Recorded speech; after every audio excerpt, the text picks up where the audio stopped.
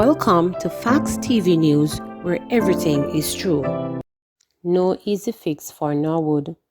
Residents in Norwood St. James say gang warfare and political interference have prevented the sustainable execution of social intervention programs in the volatile community, leaving them to fend for themselves over the years.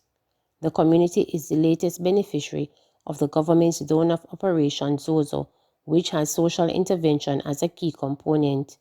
In announcing the initiative last week, Prime Minister Andrew Holness revealed that since the start of the year, there have been 15 murders and 14 shootings spanning a mere 1 square kilometer of space in the battle-worn community, which forms part of the constituency of St. James Northwest, represented by his Deputy Prime Minister and Minister of National Security, Dr. Horace Strong, since 2002. While Bev, a supervisor in the services industry, supports the ZOSO in principle, she described the move as putting the cart before the horse.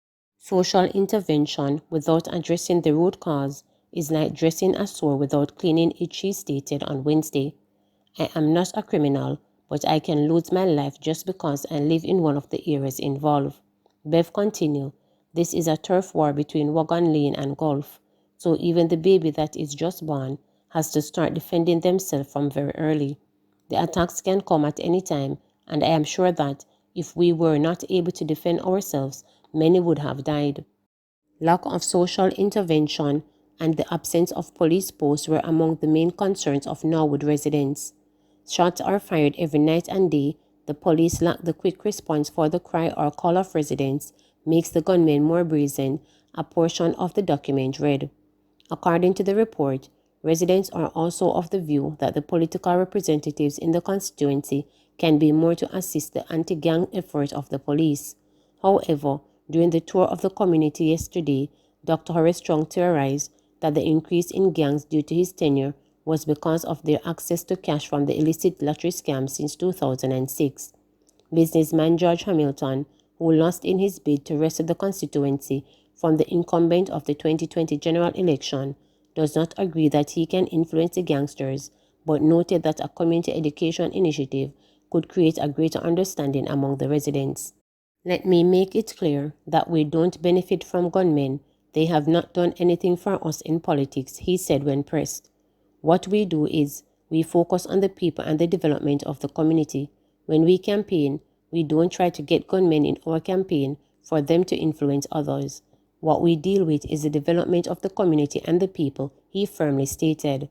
However, Hamilton believes that Chang, who was honored by the St. James Municipal Corporation with the renaming of the roadway running from the Iron Shore Avenue intersection in the community to the Dr. Horace Strong Boulevard, could use his influence to provoke change.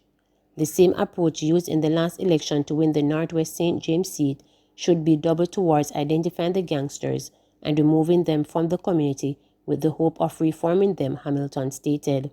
For Assistant Commissioner of Police Clifford Chambers, normal policing will not cure the ills in Norwood, but he believes a more hands-on approach would be effective. Normal policing is operational in a state of mental and psychological normalcy, he said. That cannot work for Norwood at this stage because one has to understand that even though you lose a loved one, it's not necessary for you to put another person through the same pain and suffering. Police Commissioner Major General Anthony Anderson has refused to name the 6 gangs that the police have suggested are operational in Norwood. However, reporters have learned that the cops have zoomed in on the 2452 and the 5161 gangs, umbrella gangs actively seeking to strengthen their criminal network by merging with the Wagon Lane, Church Lane, Jamal and Hollywood shooters.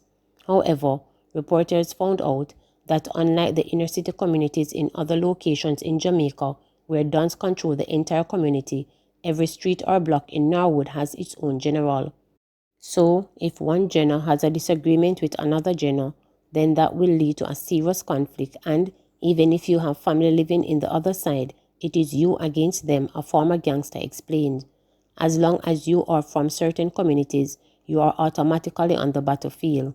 They not only target each other, but go after family, friends and other close associates of gang members.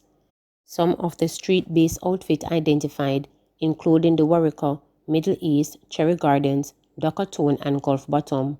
What I know about is turf or territorial war among the guys in different lanes, the former gangster said.